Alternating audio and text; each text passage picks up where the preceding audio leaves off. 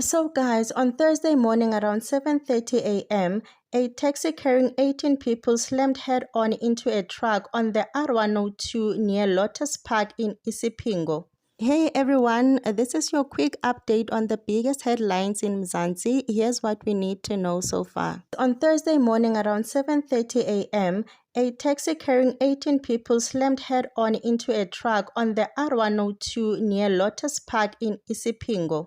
By the time the dust settled, 11 people were dead. Let that sink in for a moment. Emergency workers say the scene was horrific, absolute chaos, twisted metals everywhere, lives lost in seconds. Here's the part that really hurts. One of the victims was a 13-year-old child, most likely trying to get to school. A child who should have come home that afternoon didn't. 7 people survived, including the taxi driver, who was so badly trapped that the rescue teams spent 3 hours cutting him out of the wreckage using the jaws of life. The injured were rushed to 3 different hospitals around Durban. The truck driver, meanwhile, walked away without a single injury. Now guys, this is where the anger kicks in. According to KwaZulu-Natal Transport MEC Siboniso Duma, this crash was completely avoidable.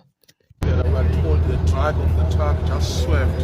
It might be because of different reasons. I've already witnessed that the truck, the tires were worn, unfortunately, both the back and front. So, but the RTMC is still going to deal with that, which is why already even the truck driver was accompanied by subs.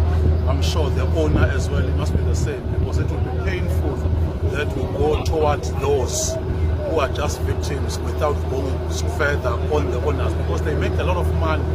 The accident that has taken place in the area where a lot has been done. The taxi, unfortunately, was also overloaded.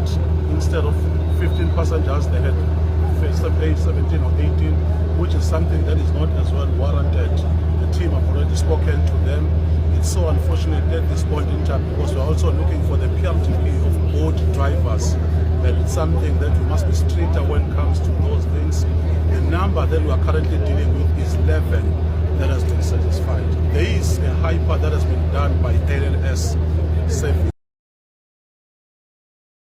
The taxi was overloaded. The driver's public driving permit expired in 2023. That's 3 years ago. And the truck, it was driving with worn tires, which is illegal and dangerous. The MEC didn't hold back. He said people need to stop choosing profits over human lives, and he promised that those responsible will face the full might of the law. But here's the real question I want to ask you.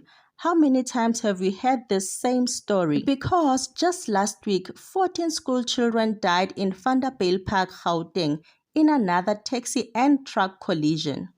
Drop your thoughts in the comments. Let's talk, because this can't keep being just another headline. That's it for now, guys. Please don't forget to like, comment, and subscribe.